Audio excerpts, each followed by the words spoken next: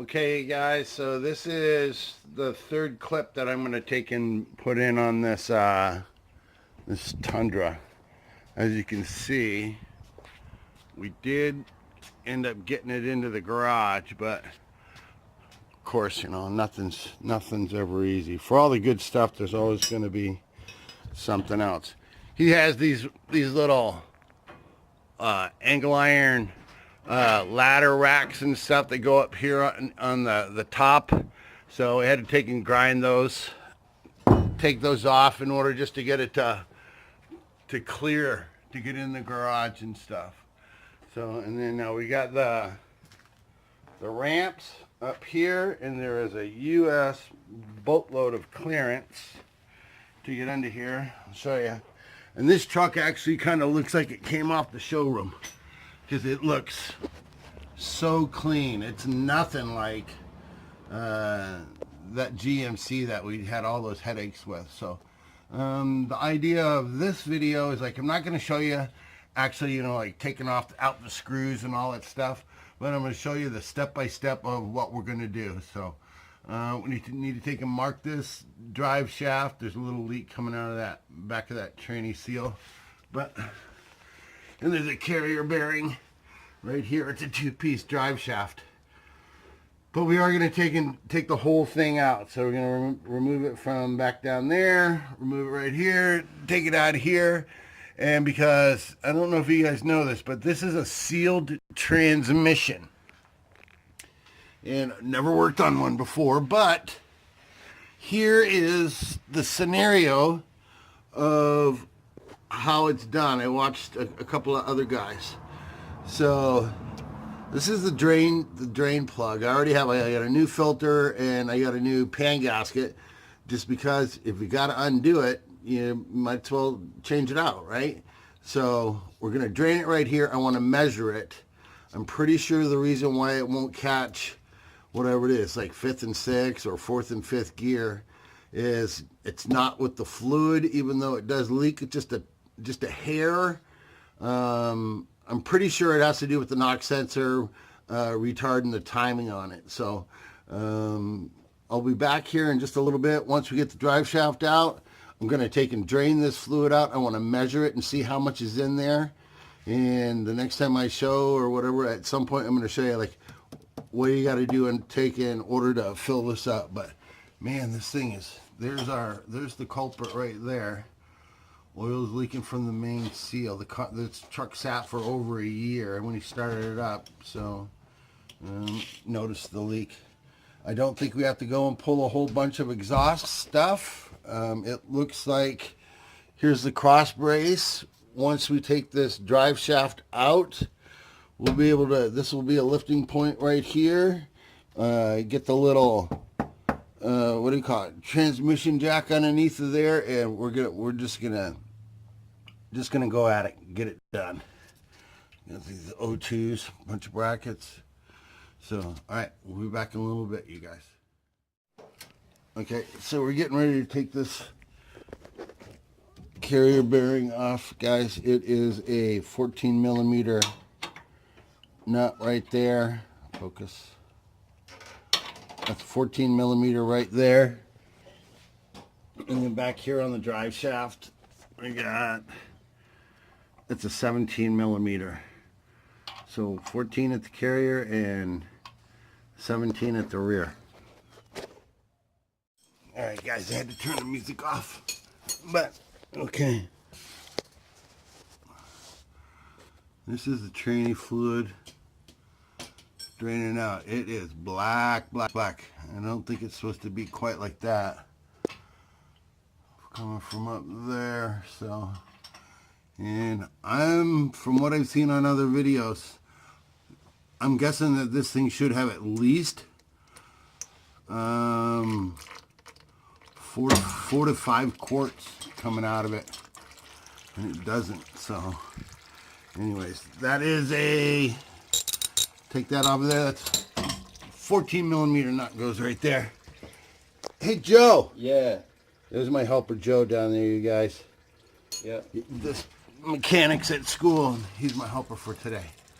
So all right, we'll be back. Okay, guys, so I'm getting ready to unplug this O2 sensor over here in anticipation of the transmission removal. So now I'm going to go directly underneath of it just to show you that how this clip works. Because you don't need to take and undo it off of this bracket, but you might want to just to see how the first one works. So there's that. And if you roll it over, and get a good shot of this. There's a push button right there. So once you push that, you'll be able to take and separate them. So it would be blind to you if you didn't know. So you'll take the first one off to look at it and you think, oh, okay, I see how it works. So now the rest of them will be easy. You just got to push down on this and then separate it. You can't do it with one hand. So, all right, we're back. Okay, guys. In anticipation of dropping this, starting to undo the bell housing bolts and stuff here soon. I got that transmission linkage undone from right there. There's two 12, here, back here where it goes, there's two 12 millimeters right there. You can actually take and throw a flex head wrench like this up in there. It'll fit, no problem.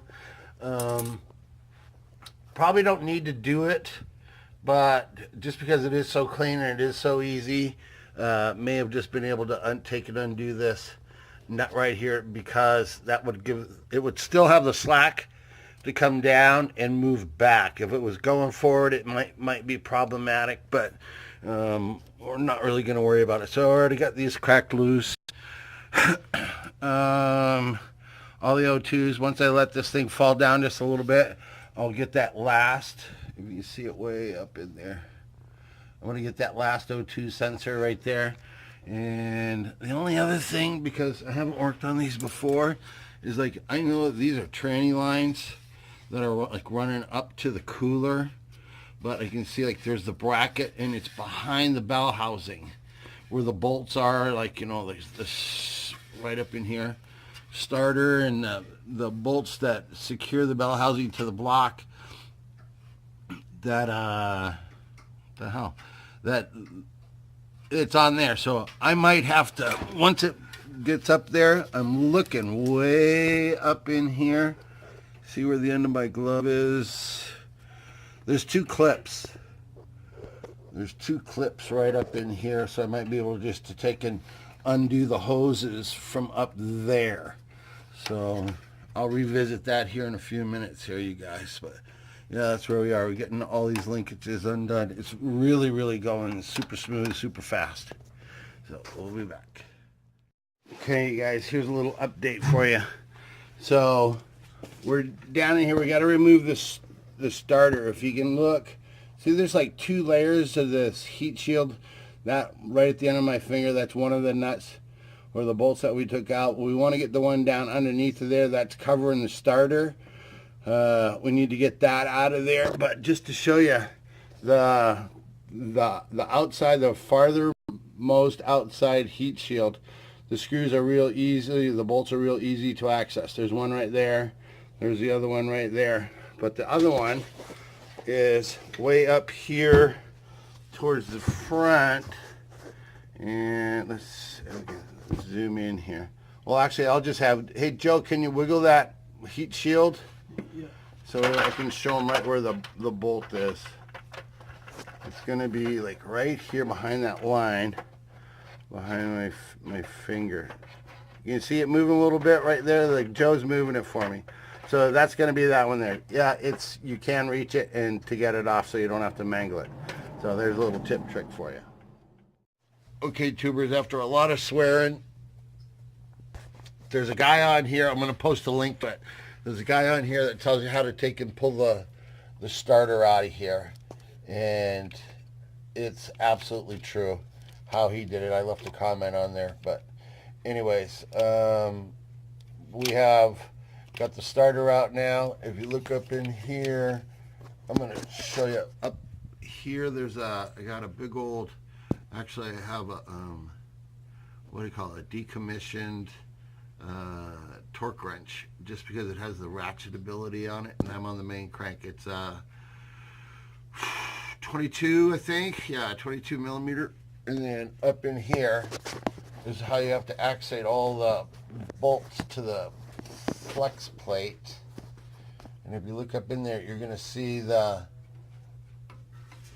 see where it connects to the engine. See it spinning? So like everything's been marked with there's 6 bolts. They are 17 millimeter. And they look like that right there. So just take your time. I had my helper Joe, he would take and turn the engine over a little bit, and you got to do it by feel. You just reach up in there, you feel for the bolt when the bolt comes into the window, because normally that's where the starter goes, and there's this little cover plate that sets up in there. So I can't really do it without, and show you, but that little cover plate is normally in there. You reach up, you pull that cover plate out, and that little bit of an indent right there is enough to give you access with 17 millimeter socket, and they come off fairly easy. I think they're only in there at about 75 foot-pounds. So that's where we are. So now we're going to finish undoing all the bolts over here. Everything's all disconnected now. You can see O2s are all done. The shift linkage over here is undone. The ground strap is undone. We're gonna take and get a lift underneath of this bad boy right here, support it, and finish taking out all the rest of these bell housing bolts. Man, look how tan I am. I'm gonna take all these out, and then my plan is, I watched a bunch of other guys and stuff.